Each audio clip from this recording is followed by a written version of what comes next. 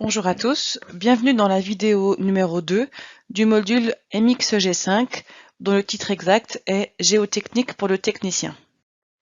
Par cette vidéo, nous allons commencer la partie 2 qui s'appelle Pousser et buter. En voici d'ailleurs le plan et nous allons parler ici de l'introduction. Alors, en guise d'introduction, regardons le cas d'un écran mobile soutenu par un homme et la hauteur de sol soutenue justement est en train de croître. Il est possible que cet homme n'ait plus assez de force pour stabiliser ce mur et s'il arrête de forcer et de stabiliser ce mur, qu'est-ce qui va se passer? Ça va s'effondrer, ça va même risquer de l'écraser.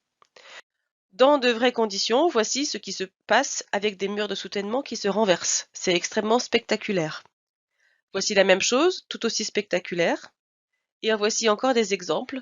À gauche, vous avez une photo d'un renversement très net d'un mur de soutènement. Et à droite, un renversement également, mais bien plus réduit.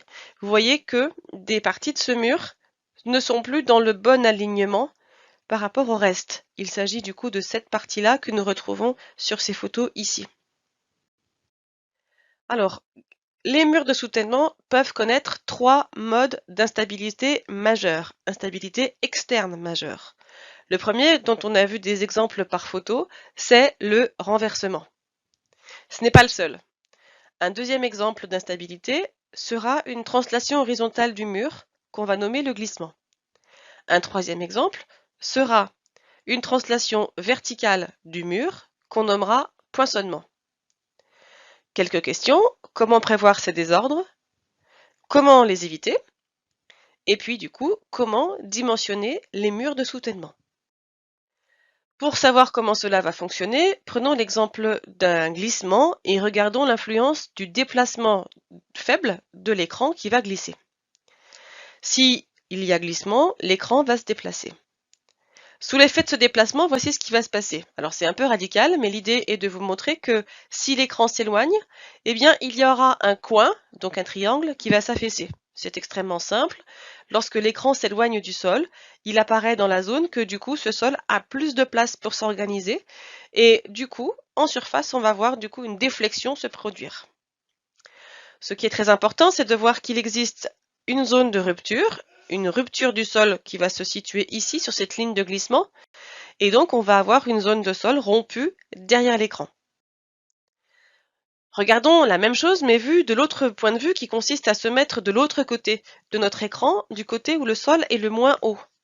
Le mur va encore glisser, voici sa nouvelle position, mais cette fois-ci le mur se rapproche du sol en question, partie de gauche, et puisque le mur se rapproche du sol, eh bien le sol va avoir des difficultés à trouver sa place, il est du coup comprimé, et on va voir en surface que le coin que je représentais rapidement en jaune, le coin en question va se soulever. Alors, on a aussi du coup de ce côté une rupture de sol et donc une ligne de glissement. Reprenons du coup ce qui se passe distinctement de chacun des côtés du mur. Comme le petit schéma là en haut à gauche le montre, commençons par nous placer du côté où le sol est le plus haut, donc ici du côté droit. Comme on l'a vu tout à l'heure, dans ce côté, ou de ce côté, le sol connaît une expansion latérale. Il a plus de place pour s'organiser puisque le mur glisse vers la gauche. Dans un repère de mort sigma prime tau, nous allons remarquer la position de quelques points particuliers. Par exemple, sigma prime v, c'est le point bleu qui est déjà nommé ici. Sigma prime v, la contrainte verticale effective, est calculée à une profondeur z comme étant gamma prime fois z, comme d'habitude. Le problème, c'est que le sol connaît une expansion latérale, donc la contrainte horizontale sigma prime h va diminuer. Horizontalement, le sol est de moins en moins comprimé, il a de plus en plus de facilité à s'organiser. Ceci en termes de cercle se traduit comme ça. Voici le critère de rupture que vous connaissez. Et voici un premier cercle possible qui relie sigma prime h à sigma prime v.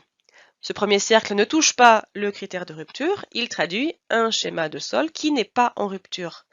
Mais avec l'expansion latérale progressive du sol, sigma prime h va diminuer. Il se déplace vers la gauche, de manière à générer des cercles de plus en plus grands, pour sigma prime v qui reste inchangé, puisqu'à la profondeur z, sigma prime v reste constant. Et ceci plusieurs fois. Plus le sol s'expand, plus les cercles deviennent grands par le déplacement vers la droite, vers la gauche, pardon, de sigma prime h, jusqu'à ce que nous puissions voir un nouveau cercle qui sera le vert, qui viendra tangenter le critère de rupture, traduction du coup d'un schéma de rupture.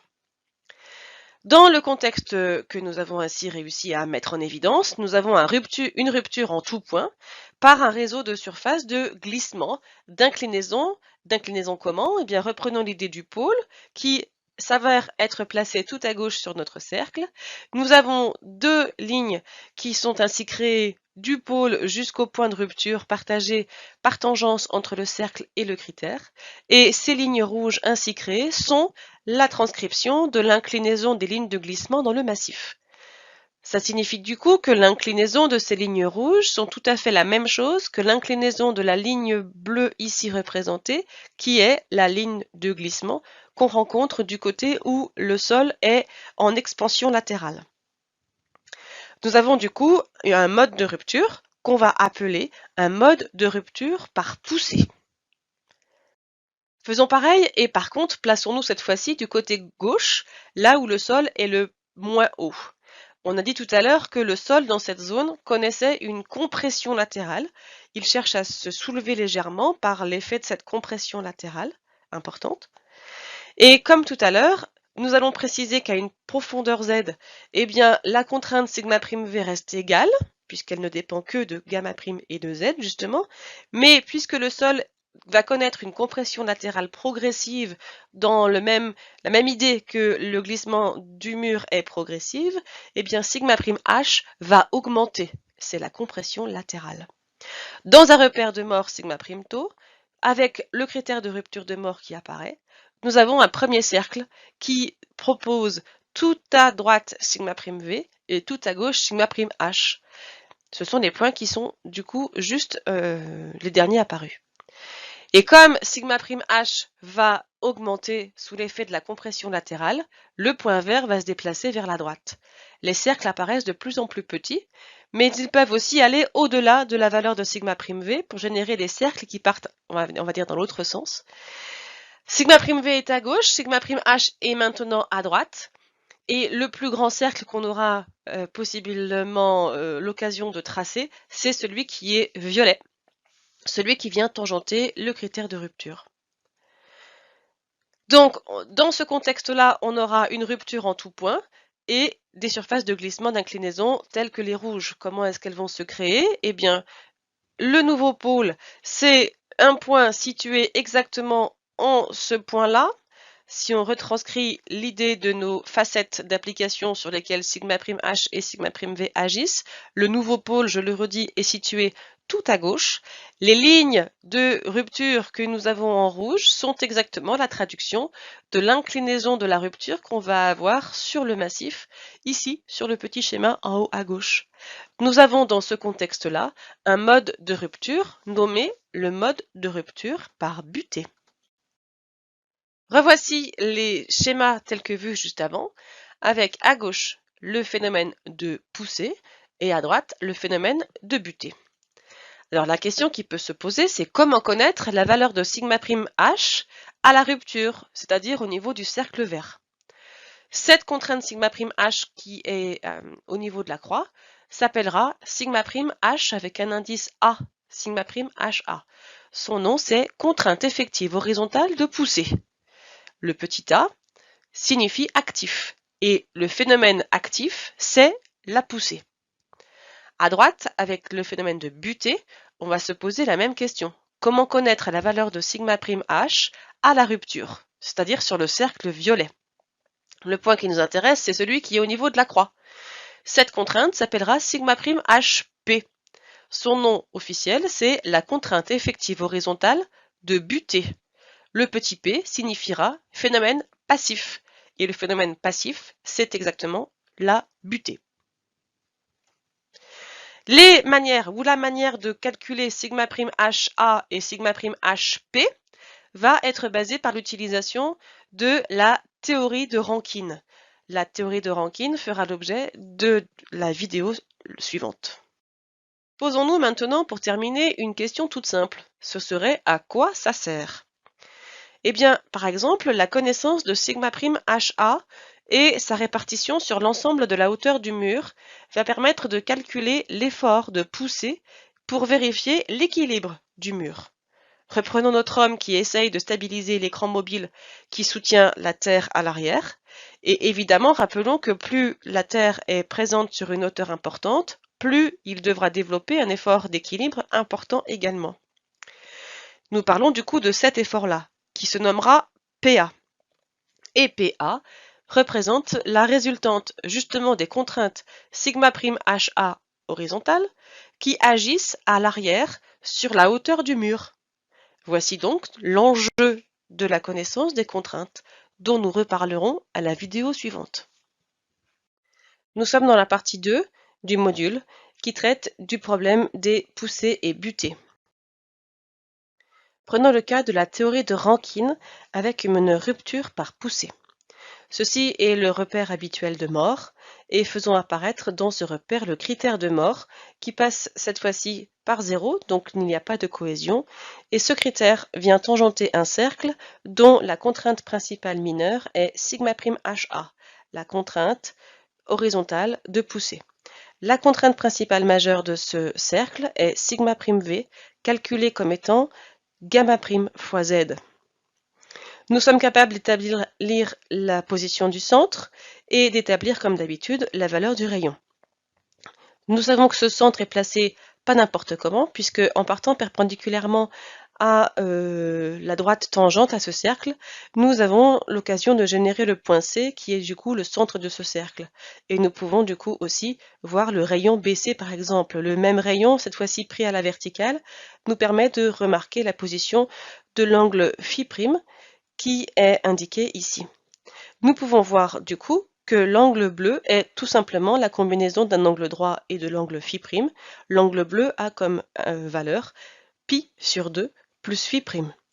Le théorème de l'angle au centre nous permet de spécifier un angle particulier qui va être celui généré au niveau du pôle. Voici avec l'étoile orange le pôle. Cet angle bleu nouveau qui vient d'apparaître, c'est du coup un angle de valeur pi sur 4 plus φ' sur 2. Eh bien, le trait rouge qui est vu sur le cercle de mort n'est rien d'autre que l'inclinaison de la ligne de rupture que nous pouvons voir dans le massif. Et effectivement, comme le dessin le propose, eh bien, nous allons avoir l'inclinaison de cette ligne de rupture dans le massif, comme vu sur cet angle bleu aussi, d'intensité pi sur 4 plus φ' sur 2. Le cercle que vous avez sur cette image nous permet de préciser quelques notions très importantes, comme la mise en relation entre la valeur de σ'HA et celle de σ'V, deux valeurs principales, majeures et mineures, du même cercle de mort. Il existe en fait une relation de proportionnalité entre ces deux valeurs, et la proportion, la relation entre ces deux valeurs est du type 1 moins sinus φ' sur 1 plus sinus φ'. Nous avons donc σ'HA égale ce rapport avec des sinus en haut et en bas fois σ'V. Ou alors, si on veut exprimer ce rapport avec des sinus de manière différente, on peut prouver que nous avons toujours une proportionnalité entre σ'HA et σ'V avec ce coefficient dont nous parlons qui s'appellerait tangente carrée de pi sur 4 moins φ' sur 2. En tout cas, que nous le prenions tel que nous le voyons encadré maintenant ou que nous le prenions avec les sinus, ce qui compte c'est de remarquer qu'il existe un coefficient qu'on va nommer Ka qui permet de calculer σ'HA en partant de la connaissance que vous savez, connaissance du calcul de σ'V à n'importe quelle profondeur. Attention, ceci marchera que dans un cas particulier, le cas du coup qu'a utilisé Rankine dans sa théorie. Il y a une liste d'hypothèses qu'il ne faut pas oublier. Première hypothèse, Ka sera égal à tangente carrée de pi sur 4 moins pi sur 2 si le sol est estimé être sans cohésion. Très important. Ce coefficient Ka sera calculable encore une fois comme étant tangente carrée pi sur 4 moins φ sur 2, φ' sur 2, pardon, si le massif de sol a une surface horizontale. Et les deux dernières hypothèses qui vont ensemble, c'est que l'écran doit être à paroi verticale et que le frottement entre le sol et le mur doit être nul. Attention, ces 4 hypothèses qui viennent d'apparaître en rouge sont extrêmement importantes. Dès qu'on sortira de ces hypothèses, l'expression du coefficient Ka, j'insiste, Ka mettant en relation σ'HA et σ'V, eh bien, ce coefficient Ka va devoir changer d'expression dès qu'une des 4 hypothèses de la liste ne sera plus vraie. Passons dans la même idée à la théorie de Rankine, cette fois-ci dans le cas de la rupture par butée, et nous avons les 4 mêmes hypothèses qui sont listées ici. Nous voyons le massif à surface horizontale comme première hypothèse, l'écran à paroi verticale comme deuxième hypothèse, le frottement sol-mur qui est nul et très important ensuite, le sol estimé pulvérulent, donc un sol sans cohésion, donc C est égal à 0. Dans le cas de la butée, le sol est en surcompression. Dans le repère de mort, nous pouvons, avec le critère de mort habituel, voir qu'il existe un cercle tangent à ce critère, cercle qui n'est pas n'importe lequel, puisqu'il dispose de contraintes principales particulières. La contrainte principale mineure est σ'V, calculée comme étant gamma' fois Z, et la contrainte principale majeure est σ'H. Nous pouvons établir la valeur du centre du cercle et la dimension de son rayon. Toujours pareil, en partant perpendiculairement depuis le point commun entre le cercle et le critère, donc le point de tangence, nous pouvons générer la position du centre du cercle. Nous pouvons voir que ça génère aussi la valeur du rayon, rayon que nous retrouvons ici à l'aplomb du point C. Donc, avec une différence de position, un angle de phi'. Nous pouvons identifier dans cette partie du cercle que les angles que nous voyons, comme l'angle au centre par exemple, a une valeur de pi sur 2 moins phi'. Et donc l'angle au centre accroché au pôle, qui est situé tout à droite sur le cercle, depuis la théorie de l'angle au centre, ou le théorème plutôt de l'angle au centre, est un angle d'intensité pi sur 4 moins phi' sur 2. Ça signifie du coup que sur le petit dessin en bas, eh bien effectivement l'inclinaison de la ligne de rupture en butée va être du style pi sur 4 moins phi' sur 2. De la même manière que tout à l'heure, nous sommes capables de démontrer qu'il existe une proportionnalité entre la contrainte σ'HP, la contrainte effective horizontale de butée, et la contrainte σ'V par un coefficient qui peut s'appeler de différentes manières ou qui peut se définir de différentes manières.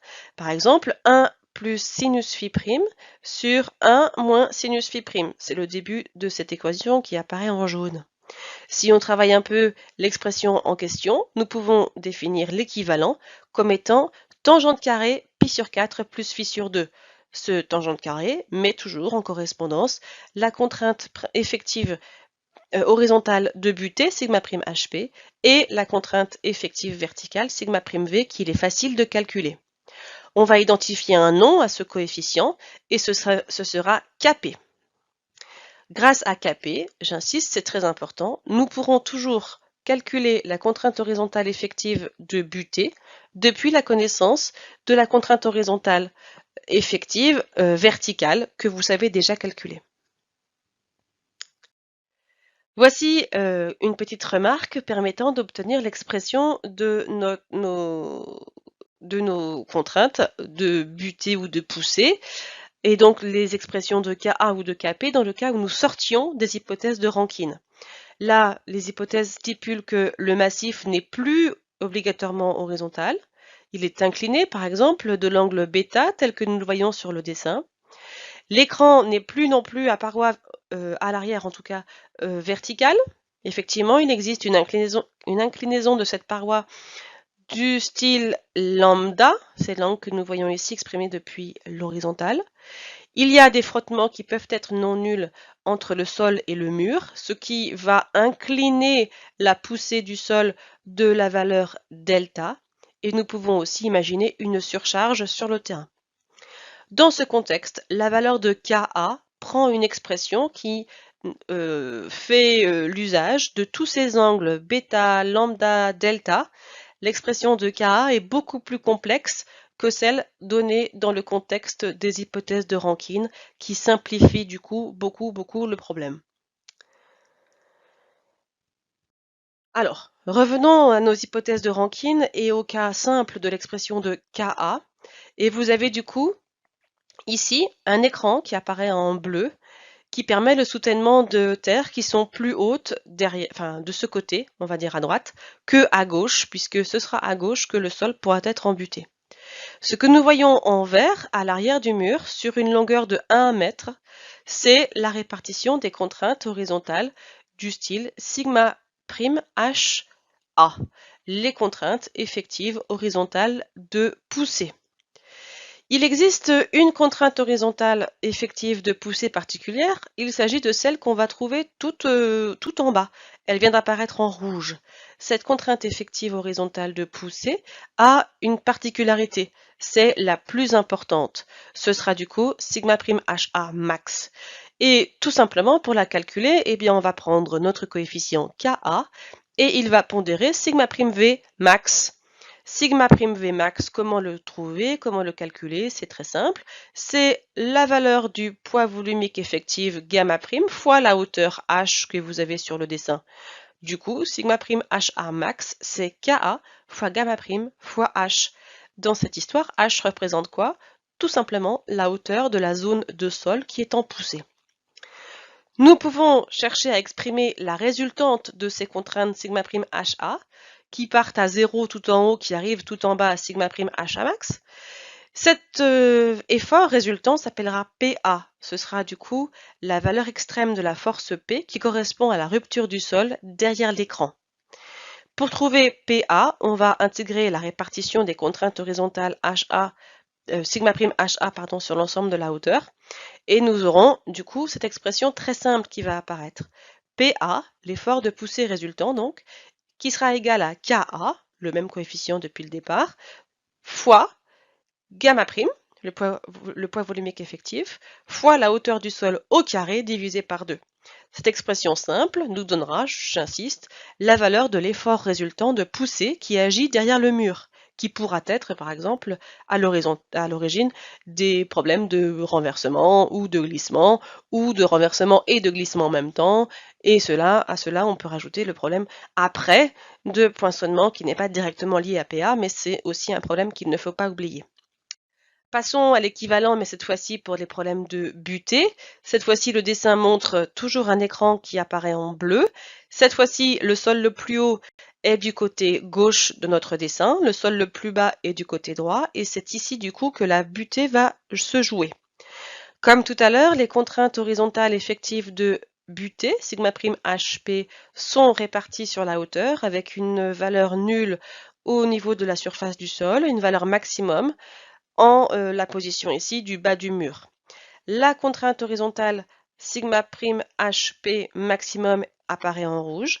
Son expression est tout aussi simple que la précédente lorsque nous étions en poussée, puisque sigma prime HP max est égal à Kp fois gamma prime h étant l'équivalent de sigma prime V max.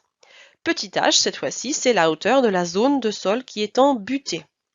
Comme tout à l'heure, nous pouvons exprimer l'effort résultant PP, ce sera la valeur extrême de la force P qui correspond à la rupture du sol devant l'écran par butée, toujours pareil. C'est la flèche centrale qui correspond à cette résultante. Et on peut la calculer comme étant l'intégrale de ces contraintes horizontales sigma prime HP réparties partout. Et si on fait le calcul de l'intégrale, nous avons PP, l'effort du coup de butée, qui est égal à Kp fois gamma prime fois h au carré sur 2. Attention, c'est petit h qu'il nous faut, la hauteur de la zone de sol en butée. Pour terminer cette vidéo, voici ce qu'il faut retenir. Alors, ce qu'il faut retenir, ce sont les 4 points de l'hypothèse relative à la théorie de Rankine. Elles permettent ces hypothèses ensemble de retrouver l'expression simple de Ka et de Kp, avec petit a signifiant actif, la poussée étant le phénomène actif, petit p signifiant la butée, puisque la butée, petit p signifiant passif, puisque la butée est le phénomène passif. Vous pouvez remarquer que Kp est égal à l'inverse de Ka, ce qui peut vous éviter par exemple de calculer l'un et l'autre. Vous calculez Ka et vous déduisez Kp de la valeur de Ka. Alors à la profondeur Z, on peut calculer l'expression de sigma' HA comme étant le produit de Ka et de sigma' V à cette profondeur. Et sigma' HP est le produit de Kp avec la contrainte verticale effective à cette profondeur qui s'appellera sigma' V à la profondeur Z. L'effort résultant de poussée, c'est PA. L'effort résultant de butée, c'est PP. Ils sont tous les deux calculables très facilement, puisque c'est Ka ou Kp fois gamma prime fois h au carré sur 2. Et le h en question, ce sera soit la hauteur du sol en poussée, ce sera du coup l'équivalent de grand H, soit la valeur du sol en butée, ce sera l'équivalent ainsi de petit h. Pour commencer, faisons un rappel sur la théorie de Rankine qui va nous servir au dimensionnement des murs de soutènement. Et donc, on va reparler de la notion de rupture du sol par butée ou de rupture du sol par poussée. Vous avez donc sur notre graphique le repère de mort sur lequel on a retranscrit la position du critère de rupture qui est la ligne ici que vous voyez, dont l'inclinaison est phi', l'angle de frottement interne. Le cercle de mort que vous voyez retranscrit un état au repos puisqu'il ne vient pas toucher, donc tangenter, le critère de rupture. Pour commencer, représentons à nouveau les 4 hypothèses de la théorie de Rankine. Alors, il nous faut un massif à surface horizontale, un écran à paroi verticale, un frottement entre le sol et le mur qui sera nul, et pour finir, très important, un sol pulvérulent, donc un sol où la cohésion est non nulle. C'est pour cela qu'il nous fallait prendre un critère de rupture, dont vous avez ici le passage par zéro, donc une cohésion nulle. Dans le cas de la poussée, eh bien, nous savons que le sol est décomprimé, ce qui génère un cercle de mort, avec la contrainte principale mineure, sigma' HA, qui est la contrainte effective horizontale de poussée. En butée, vous le savez aussi, on peut générer un cercle qui est ce grand cercle violet, qui génère une contrainte principale ici, sigma' HP, dont le nom entier est la contrainte effective horizontale de butée. Et je vous rappelle, en passant, que lorsque nous sommes en butée, le sol est surcomprimé. Alors, revoici le même dessin, mais imaginons que nous fassions une seule modification, mais très importante. Nous allons imaginer ne plus respecter la 4e hypothèse en prenant un sol cohérent, donc un sol pour lequel la cohésion C peut être non nulle. Qu'est-ce qui va se passer? Eh bien, notre critère de rupture devra se déplacer pour générer au niveau de l'axe vertical taux, justement, la valeur d'une cohésion qu'on va pouvoir par exemple appeler C'. La cohésion effective, pourquoi pas. Notre nouveau critère, le rouge, le nouveau critère de rupture, a la même inclinaison que le précédent, puisque phi', lui, est inchangé. Ce que vous remarquez, c'est que nos cercles verts et violets ne sont plus tangents au critère. Donc, il va falloir qu'il se déplace pour recréer ce contact, cette tangente, et nous allons générer une nouvelle contrainte principale mineure pour ce cercle vert. Le violet devra faire la même chose, il doit se déplacer vers la gauche et générer une nouvelle contrainte principale majeure. Nos cercles ont dû ainsi tous les deux se déplacer de la même valeur, de la même quantité. Il s'agit des flèches bleues.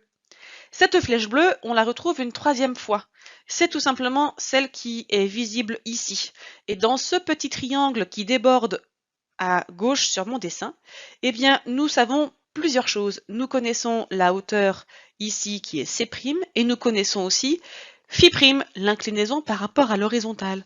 Nous avons tout à notre disposition pour établir le fait que cette flèche verte, qui est en fait le côté de notre triangle, a une intensité ', à C' divisé par tangente phi'. Je vous rappelle que C', c'est la cohésion, phi', l'angle de frottement interne, effectif avec le prime. Ça signifie donc que notre nouvelle contrainte principale mineure dans le cas de la poussée cercle vert se calcule maintenant, sigma' HA comme tout à l'heure, moins C' sur tangente phi'. De la même manière, la nouvelle valeur de la contrainte principale majeure dans le cercle violet qui est en butée, eh bien, nous pouvons avoir sigma prime HP calculé comme on le sait le faire, comme tout à l'heure, moins C' sur tangente phi prime. Donc les paramètres verts qui viennent être rajoutés à sigma prime HP, en fait, n'oublions pas qu'il y a un moins tout de même, permettront de retranscrire la possibilité qu'un sol puisse être cohérent. Alors mettons en application cela, et pour ce faire, on va prendre en compte un théorème que je vais appeler le théorème du paquet de café. Regardez un paquet de café. Achetons un paquet de café qui est par contre moulu et sous vide. Il est dur, en tout cas ça fait comme une brique. Et on va pouvoir dire que notre paquet de café moulu sous vide semble effectivement dur, ça semble cohérent. Dedans, vous avez quoi donc? Du café moulu, je vous le rappelle, et donc le matériau, en réalité, dispose d'aucune cohésion. C est égal à 0. Donc en réalité, c'est un matériau pulvérulent, sous contrainte. Pulvérulent, j'insiste, ça signifie que C est égal à 0. Sous contrainte, oui, parce qu'il est sous vide. Donc il faut représenter ces contraintes, cet état de vide, et ça vient du coup comprimer notre paquet de café moulu. Et ensemble, le paquet de café représente un matériau dont la cohésion paraît non nulle. Représentons du coup le théorème du paquet de café dans le vrai contexte de la géotechnique, et son nom officiel, vous l'avez bien compris, c'est bizarre de le nommer comme ça, son nom officiel c'est le théorème des états correspondants. Alors, il stipule, ce théorème des états correspondants, que le sol cohérent étudié peut être remplacé par un sol pulvérulent de même forme, mais supportant la contrainte C' sur tangente phi' sur la surface libre et sur l'écran. Si c'est pas très clair, ne paniquez pas, je vous explique à la diapo qui suit. Alors, reprenons notre théorème des états correspondants. Prenons le cas d'un écran de soutènement avec à gauche et à droite un sol qui dispose d'une certaine cohésion. Disloquons notre schéma avec le sol de gauche dissocié de l'écran, dissocié du sol situé à droite. Prenons des sols pour lesquels, comme la théorie de Rankine initiale le précise, prenons du coup des cas où le sol serait sans cohésion. On triche, on le prend sans cohésion. Mais grâce au théorème des états correspondants, n'oublions pas de rajouter le fait qu'il lui faut être sous contrainte pour retranscrire sa vraie cohésion non nulle. Nous avons du coup représenté ces contraintes qui s'appliquent ici sur le sol de gauche, qui risquent d'être en poussée. Mais nous n'allons pas les dessiner tout en bas et tout à gauche parce que le massif est considéré semi-infini. Semi-infini donc vers le bas et semi-infini loin du mur. Donc il n'est pas utile d'appliquer des contraintes dans ces directions, sur ces côtés semi-infinis qui peuvent être extrêmement loin de notre écran. Faisons la même chose sur le sol de droite. Appliquons du coup les contraintes qui viendront retranscrire le fait qu'en réalité le sol est cohérent. Mais pareil, tout à gauche et tout en bas, le massif étant semi-infini, il n'est pas logique de lui appliquer des contraintes. Reprenons ce que nous avons vu juste avant. Les contraintes, quelles devront être leurs valeurs? Eh bien, tout simplement, elles devront porter la valeur de C' sur tangente phi'. Effectivement, les valeurs des efforts appliqués à gauche sont tous d'intensité C' sur tangente phi', et à droite, c'est pareil. Vous avez du coup dans notre encadré rouge une situation qui est exactement équivalente à la situation initiale de gauche où l'écran soutenait le sol qui à gauche est avec C non nul et qui à droite est aussi avec C non nul. Alors, allons plus loin et regardons quelques précisions grâce à notre théorème des états correspondants. Je remets les hypothèses de Rankine. Elles se retrouvent bien applicables encore ici, puisque nous avons sur notre dessin un sol qui paraît être pulvérulent. Donc, la valeur de Ka et Kp, comme vous connaissez, comme vous savez les calculer, sont toujours d'actualité. Prenons le cas d'une position d'une particule de sol ici à la profondeur Z, du côté par exemple où nous serons en poussée. Attention, attention, méga attention. En cette profondeur Z, nous pouvons calculer la contrainte sigma prime V. Elle sera gamma fois Z, comme vous savez le faire depuis MXG4, auquel il ne faut pas oublier de rajouter C' sur tangente phi'. Ce paramètre bleu, c'est la traduction de la présence en surface de la surcharge verticale, qui vient du coup être ajoutée aux contraintes verticales issues du poids propre des sols sur la profondeur Z. Donc, cette fois-ci, lorsque nous allons appliquer le coefficient Ka, nous allons l'appliquer sur cette nouvelle expression de σ'V. Donc σ'HA égale Ka fois σ'V, donc Ka fois gamma Z plus C' tangente phi'. Mais n'oublions pas non plus que horizontalement sur le côté ici, nous avons à ne pas oublier la présence de la surcharge, en tout cas de l'effet de notre théorème des états correspondants, l'effet de notre théorème des paquets de café. Donc nous devons enlever C' sur tangente phi', puisque ces efforts-là sont aussi à prendre en compte. In fine, vous avez bien σ'HA est égal à Ka fois σ'V dont vous avez l'expression, moins C' sur tangente phi'. Si nous faisions quelques précisions, je vous rappellerai que le premier paramètre C' sur tangente phi', c'est l'équivalent de la surcharge, donc les charges sont verticales. Le deuxième, c'est l'équivalent des mêmes valeurs, mais par contre prises à l'horizontale, c'est l'effet du théorème du paquet de café. Si nous devions faire un calcul équivalent du côté droit en butée, nous ferions la même chose. Σ'HP, c'est Kp fois σ'V, dont vous avez ici en entier l'expression, moins, comme d'habitude, C' sur tangente phi', et comme tout à l'heure, la première partie de nos C' sur tangente phi', c'est la surcharge verticale, la deuxième, c'est l'effet des efforts horizontaux, dans le cas présent, appliqués vers la droite. Ces deux contraintes, σ'HA maintenant calculable et σ'HP sont extrêmement importantes. Vous devez savoir les utiliser, mais vous voyez ici la logique des choses. Le plus important, c'est de ne rien oublier dans leurs expressions. Donc, ce qu'il faut retenir, comme d'habitude, c'est deux cas de calcul différents des contraintes σ'HA et σ'HP, donc les contraintes effectives horizontales. Avec le petit a, c'est la poussée, avec le petit p, c'est la butée. Et maintenant, on va dissocier deux cas.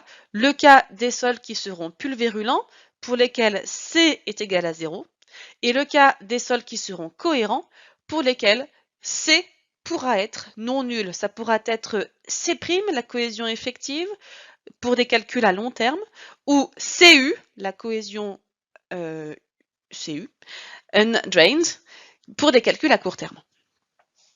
Alors, vous savez le faire, pour des sols pulvérulents, il suffira de prendre σ'HA égale Ka fois σ'V. Pour des sols pulvérulents, toujours, la contrainte σ'HP de butée sera égale à Kp fois σ'V.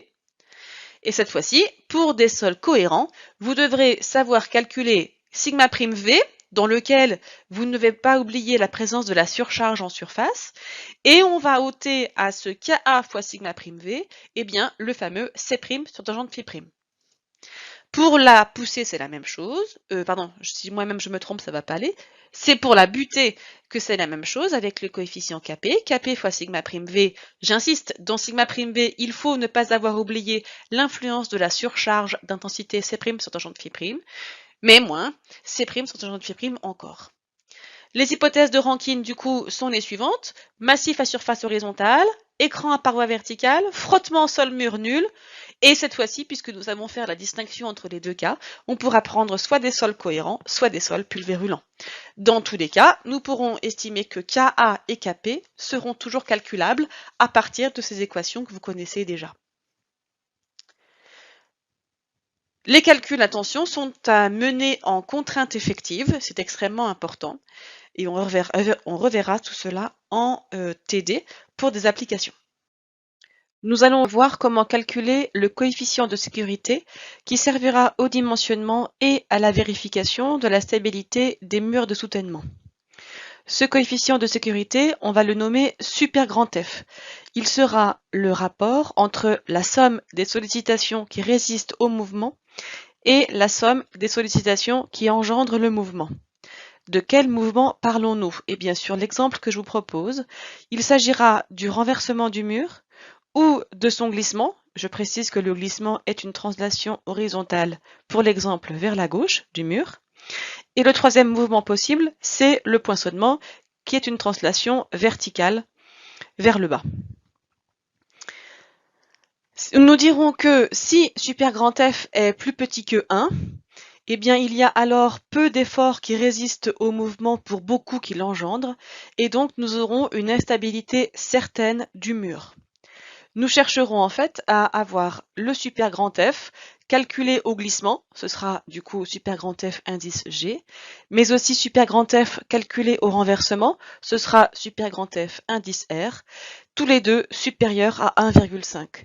On sera ainsi certain que la sécurité est atteinte. Alors, pour calculer le coefficient de sécurité au glissement, super grand F indice G, nous allons mettre en relation et en comparaison la somme des efforts horizontaux résistants au mouvement par rapport à la somme des efforts horizontaux qui engendrent le mouvement. Il s'agit, je répète, du glissement. Pour le renversement, nous allons exprimer super grand F indice R. Ce sera la somme des moments qui engendrent la rotation qui va résister au mouvement par rapport à la somme des moments qui vont engendrer le renversement du mur. Alors pour faire ces calculs de super grand F, il nous faut connaître l'ensemble des efforts qui agissent pour les ranger dans la bonne case dans l'expression de super grand F. Il nous faut donc faire le bilan des forces attendues. Donc on vous dit les différentes forces auxquelles est soumis ce mur sont, par exemple, son poids propre, mais aussi la force de poussée, qu'on va nommer PA, que j'ai ici traduite de manière oblique dans l'hypothèse que nous ne répondions pas aux hypothèses de Rankine. Les efforts ensuite seront par exemple la butée, PP, ici aussi oblique, et nous aurons la réaction du sol sous la base, Q. L'idée va être de décomposer ces efforts. Voici donc la décomposition avec des composantes horizontales et verticales de chacun de ces efforts. Et chacune de ces composantes peuvent être donc vers la droite ou vers la gauche lorsqu'elles sont horizontales, vers le haut ou vers le bas lorsqu'elles sont verticales, et elles peuvent engendrer une rotation dans un sens ou dans un autre autour d'un point qu'on va toujours choisir ici, c'est-à-dire du côté de la butée en le point le plus extrême du mur. Faisons quelques remarques avant d'aller plus loin. Reprenons le même dessin que juste celui qu'on vient de voir. Et reprenons l'idée que le mouvement du mur puisse être par exemple un glissement, une translation horizontale. Les efforts que vous voyez sont les mêmes que tout à l'heure. Faisons une première remarque, la remarque 0. Eh bien, pour quantifier la valeur de P mur, le poids du mur, nous allons prendre gamma béton, le poids volumique du béton, égal à 23 kN par mètre cube si le béton est non armé. Par contre, il sera égal à 25 kN par mètre cube si le béton est armé. Autre remarque, nous voyons que la hauteur de sol du côté de la butée est bien moins grande que celle qu'on rencontre de l'autre côté, du côté de la poussée. Donc, souvent, l'effort de butée est négligé par rapport aux autres efforts. Si ce n'est pas le cas, il est possible de le prendre à 50% de sa vraie valeur. On aura du coup un cas de demi-butée. On va donc estimer qu'il est possible, je le redis, de négliger PP. Remarque suivante, la remarque numéro 2. Nous allons parler de la décomposition de l'effort Q, celui qui se développe sous le mur. Eh bien, chacune des composantes de Q porte un nom particulier. Déjà, vous voyez le nom de la composante verticale qui sera la portance du sol. La composante horizontale, elle, ce sera les frottements développés. Et justement, la remarque consiste à voir comment calculer les frottements. Justement, les frottements seront notés petit f. Et pour les calculer, eh bien, on dira que ce sera le poids du mur, on peut aussi dire plus généralement le poids de l'objet qui bouge, donc le mur effectivement, multiplié par la tangente de psi, dans lequel la tangente de psi est le coefficient de frottement entre le mur et le sol de fondation. On pourra dire assez simplement que psi, ce coefficient, enfin cet angle de frottement, pourra être pris aux 2/3 de phi, l'angle de frottement interne du sol. Nous pouvons donc établir un bilan des efforts qui agissent sur le mur, on les retrouve sur le petit schéma de gauche, et on va les ranger dans un tableau qui permettra de vraiment récapituler tout ça. Je vous propose de commencer par F, le frottement. Eh bien, le frottement, a une direction particulière, en fait il est horizontal et il va vers la droite. Comme le mur risque de glisser vers la gauche, alors l'effort F de frottement est résistant par rapport au glissement. P, le poids du mur, lui est vertical. PAV, la composante verticale de l'effort de poussée est, comme son nom l'indique, verticale, mais PAH est horizontale et dans le même sens que le glissement. Du coup, PAH est un effort qui va engendrer le glissement. On est capable donc de définir dès maintenant la valeur du coefficient super grand FG, le coefficient de sécurité au glissement, qui sera du coup F divisé par PAH. Nous avons bien fait la somme des efforts horizontaux qui résistent au glissement divisé par la somme des efforts horizontaux qui vont engendrer le glissement. Pour le calcul de super grand F au renversement, il nous faut remplir la fin et la suite de notre tableau. Pour cela, il nous faut connaître la position de notre point de référence, le centre de rotation probable de notre mur, qui est toujours estimé être placé ici, du côté de la butée, en le point le plus extrême de la sous-face du mur ou de la sous-face de la fondation. Alors, nous avons pour P, le poids du mur, un bras de levier B sur 2. Nous avons pour PAV un bras de levier par rapport à O, L. Et nous avons pour PAH un bras de levier par rapport à O de H sur 3. L'ensemble de ces bras de levier vont trouver leur place dans notre tableau pour exprimer ensuite des moments. Donc F ne développe pas de bras de levier par rapport au point O. Le moment qu'il développe du coup est nul et le sens de rotation n'a pas de sens justement. P, l'effort du poids du mur, avec son bras de levier B sur 2, développe un moment au point O de P fois B sur 2, avec un sens de rotation tel que indiqué ou rappelé ici pour se souvenir des sens dans lequel, pour le cas de l'exemple, ça tourne de manière résistante ou de manière à engendrer le renversement. Donc P va déclencher un moment qui va risquer de résister au renversement. PAV, quant à lui, avec son bras de levier, va développer un moment FAV. Alors, je me suis trompée, c'est pas F, mais c'est P pour être logique. Donc, l'effort PAV fois L, ce sera le moment en question. Moment qui va être résistant par rapport au risque de renversement. Finissons le tableau avec PAH et son bras de levier et qui va développer du coup un moment PH fois H sur 3, qui par contre sera dans un sens de rotation qui va risquer d'engendrer le renversement. In fine, on a donc la possibilité de calculer le super grand F au renversement avec au numérateur la somme des moments qui vont résister au renversement et dessous la somme des moments qui vont engendrer le renversement. Faisons une remarque pour les murs cantilevers, le principe est le même. On va prendre le risque, voir le risque que notre mur cantilever puisse glisser vers la gauche. On retrouve les écrans fictifs que vous connaissez. La poussée se développe au niveau de ces écrans fictifs. La butée aussi, butée qu'on est capable de négliger. Les frottements vont se développer sous le mur. Et par contre, très important, eh bien cette fois-ci, le poids du mur n'est pas le poids en fait qui nous intéresse. Je traduis.